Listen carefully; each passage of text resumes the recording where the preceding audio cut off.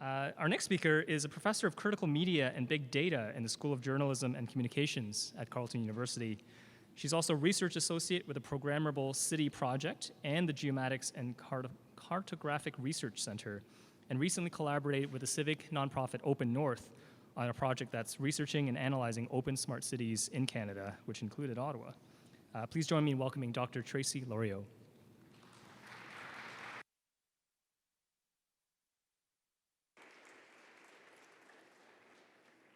I'm just looking for the clicky thingy. It's up there? Okay. This thing's loud. How are you doing? Hey, Friday night in Ottawa. Look at us right here. Woo, way to go, guys. Smart cities. What do you think? Maybe? Maybe? Well, let's see what you think, because really, it's up to us to shape it the way we want them to be. So I'm going to talk about, I'm actually test driving a definition with you. So I'm hoping that you're going to kick my butt if it doesn't hold up afterwards in the Q&A. But it's a definition that we've been working on with on a project called the Open Smart Cities Project in Canada that's funded by the GeoConnections program at Natural Resources Canada. And it's happening at Open North with a really amazing group of researchers from the University of Toronto, a semantic ontologist and software engineer and standardization person, Mike Fox, with David Fewer from one of my favorite organizations, the Canadian Internet Public Policy Interest Clinic, with the really great team over at Open North. So first of all, let's get warmed up a bit. What's this city thing? Well, that's a Canadian city way up north. That's a Canadian city out east. That's another great Canadian city out east, as is that one.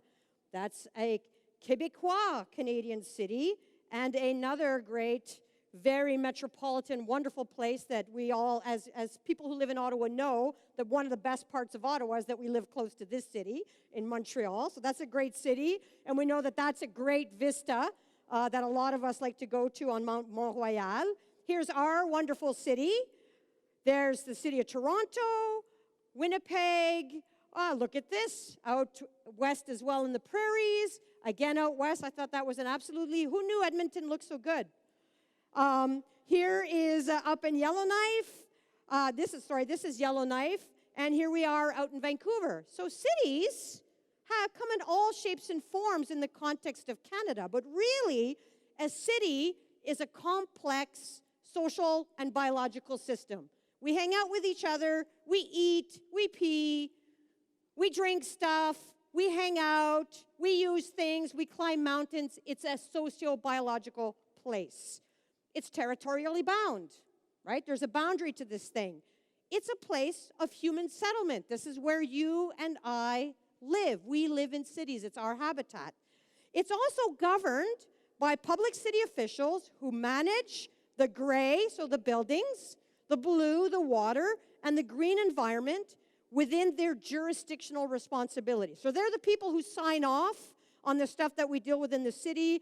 And because we're the city of Ottawa, we get an extra layer with the National Capital Commission, and we've already had a speaker from that as well talk to us about that already.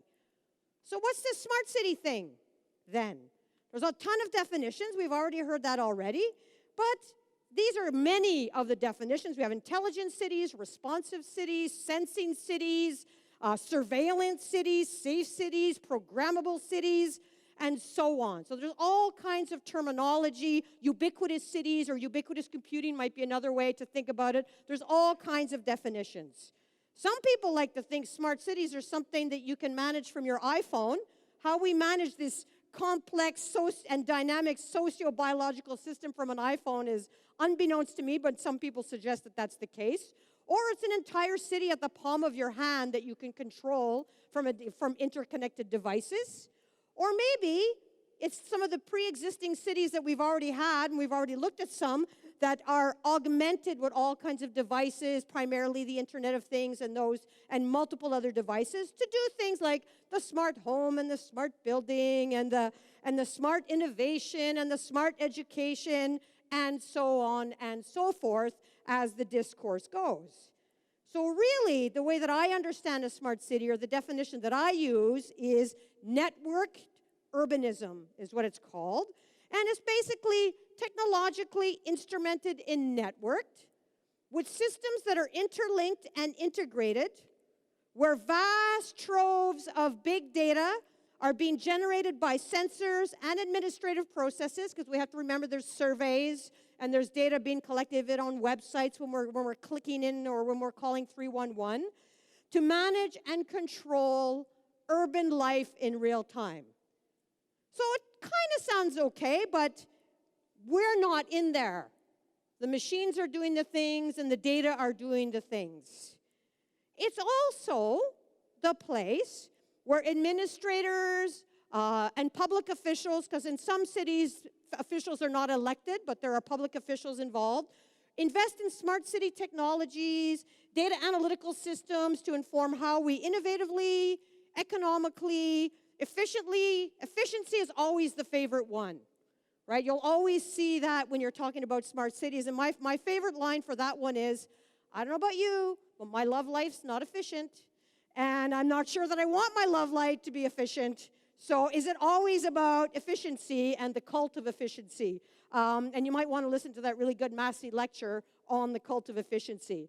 It's objectively run because it's with data and machines, and they're always objective and unbiased. Of course, we all know that, to manage the city. The focus is almost always to quantify and manage infrastructure, mobility, business, and online government services. In other words, it's a kind of technological solutionism. You've got a problem, throw some data and some technology at it, and you've got a smart city, and you'll be able to solve a lot of the problems. So we'll see, we'll unpack this a little bit more later on. This is a really interesting, intentional smart city that's being built in the Philippines right now. It's on the old U.S. Army base, Clark Army Base. It's quite spectacular. Has anybody here been to the Philippines? So you guys know Manila, right? Imagine this in Manila. It's nuts.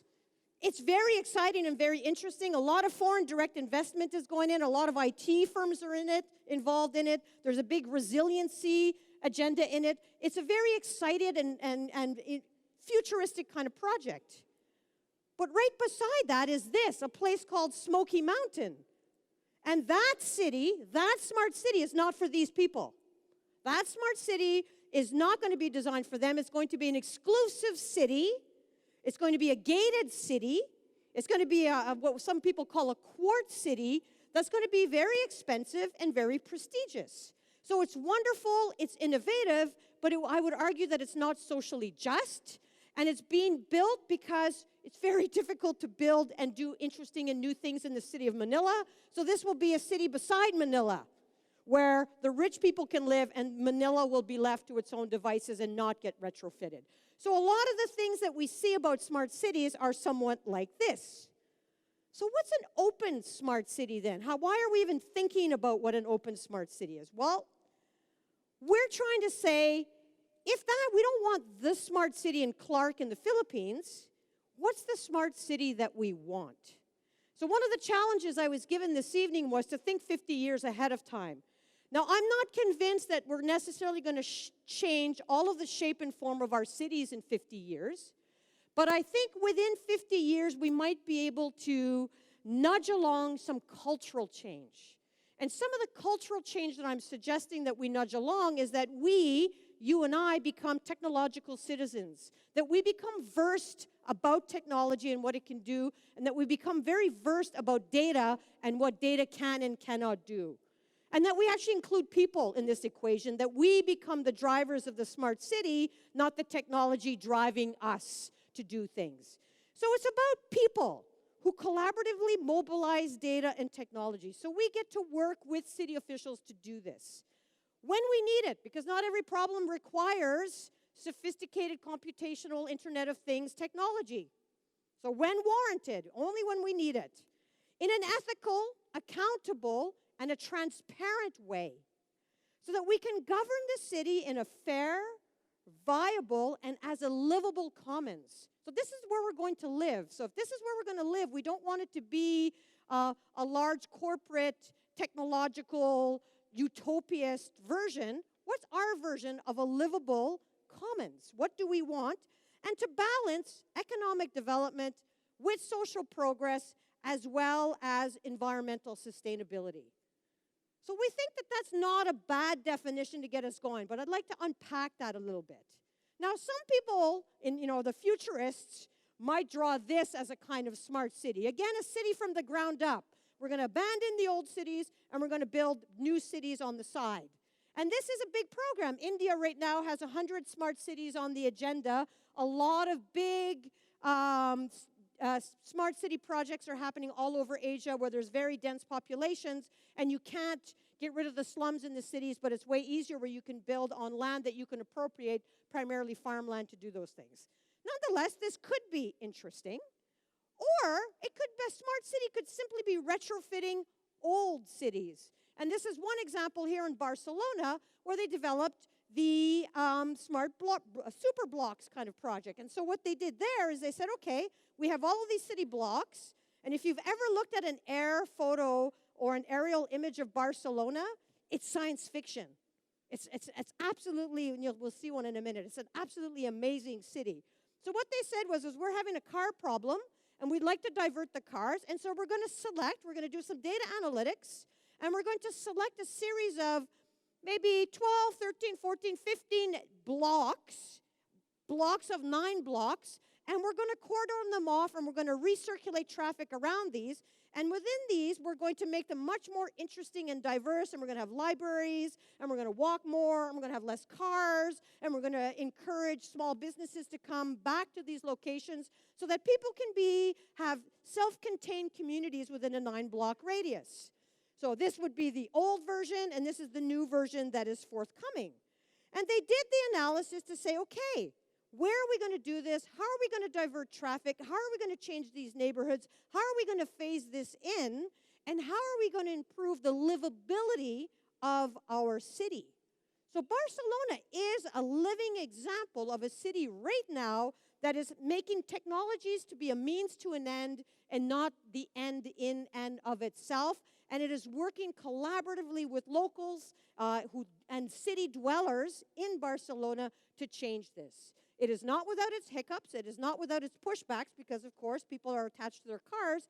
But we will see in the next 10, 20, 30 years what it's going to look like to have a city like that. Or maybe it's what some of the projects that we're seeing in Sweden. Maybe it's taking those old cities and saying, okay, maybe we need to turn transportation on its head. Maybe it's not the driver who's always at fault when it comes to having an accident. Maybe it's the design of the entire transportation system. Maybe it's the incentives. In Sweden, for instance, your traffic ticket is prorated to your salary. So if you're a hockey player, it's $10,000. So don't you be speeding if you're a hockey player or anybody else for that matter, because it's got to be meaningful. Remember, this is the country that changed the direction of traffic overnight and without one accident. This is a country that says their number one priority when it comes to transportation is 0 deaths. That is their design principle. That is where they start.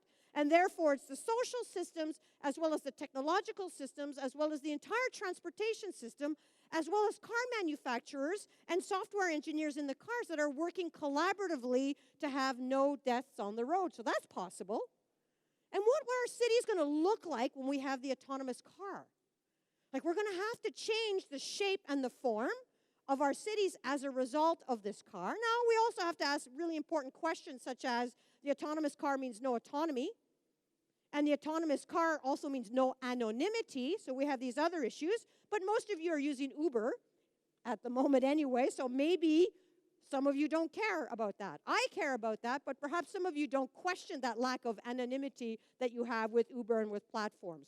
So the privacy issues and the security issues are certainly important to consider, but can we share cars? Do we have to own the cars?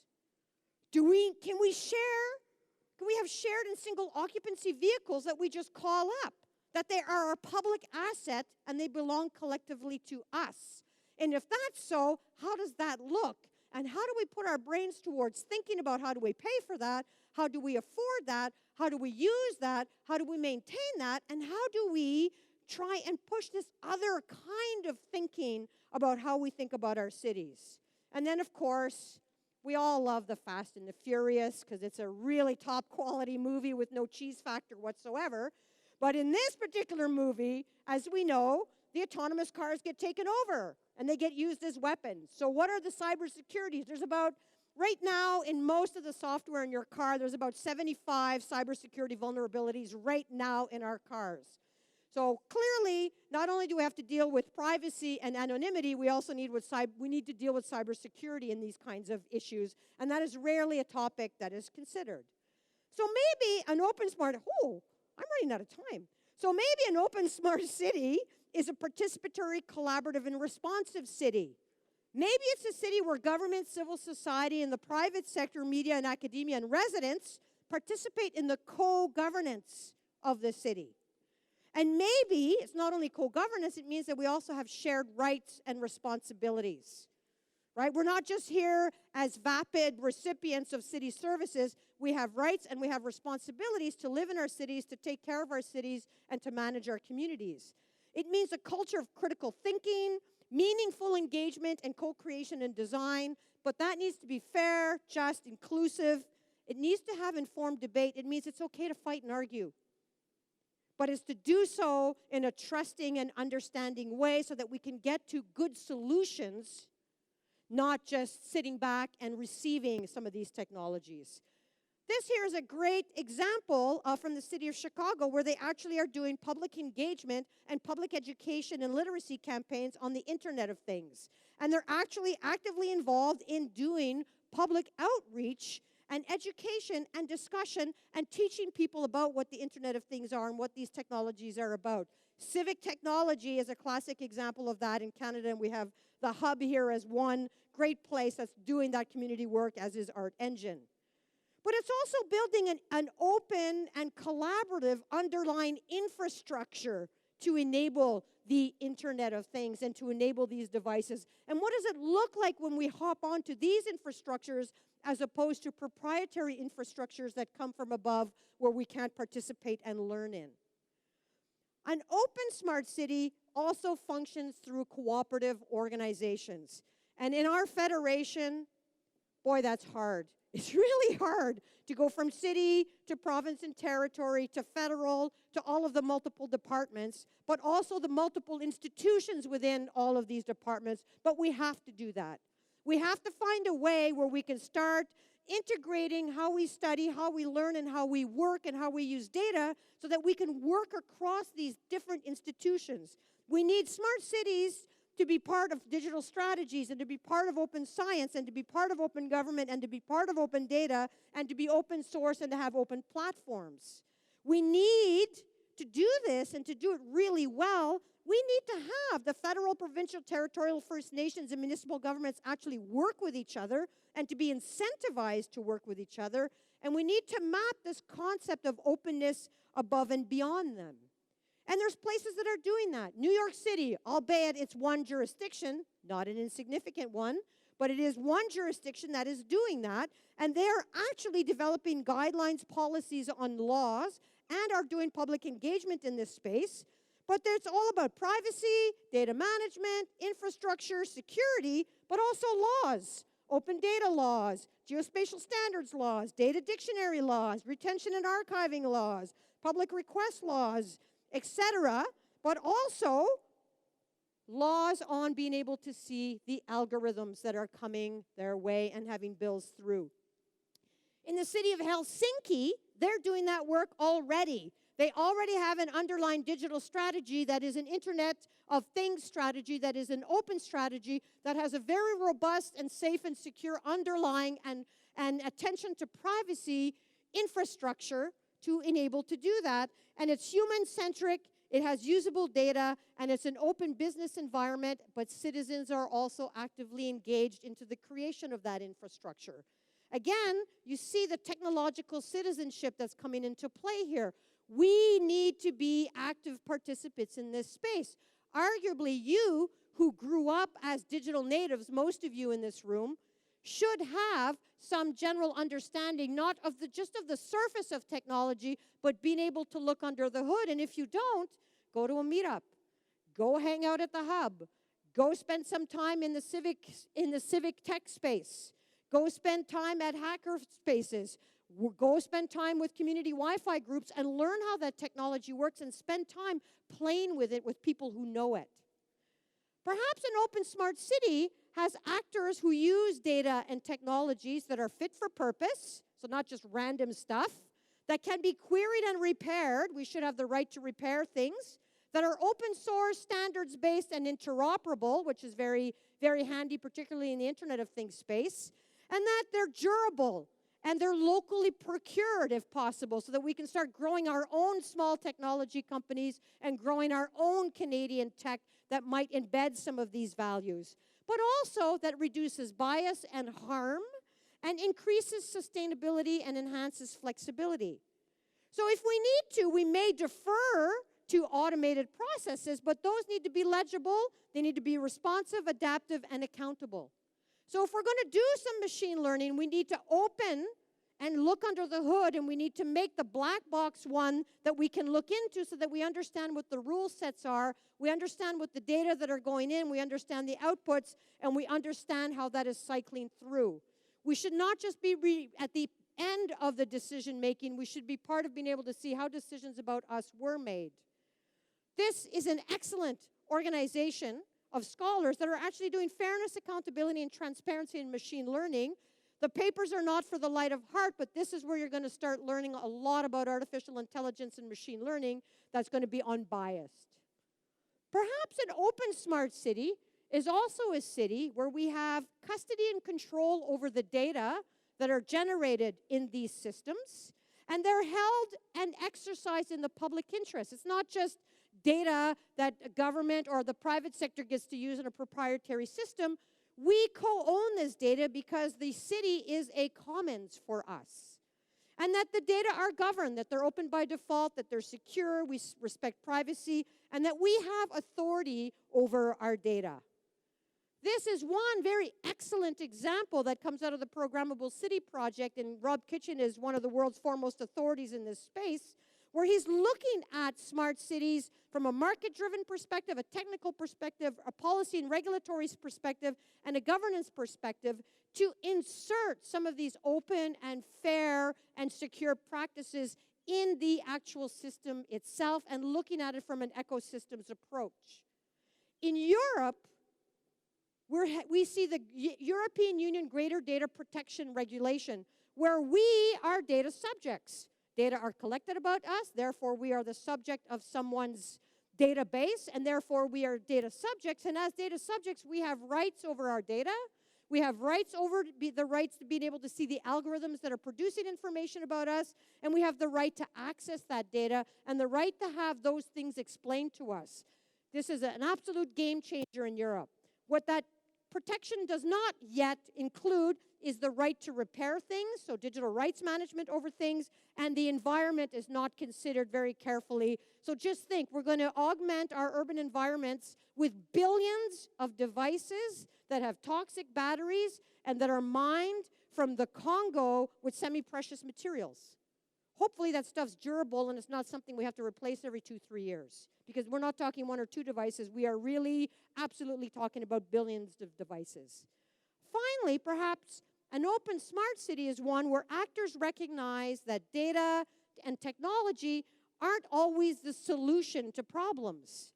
Maybe some of the systemic issues that we have are not always quick fixes. Think of homelessness. Think of poverty.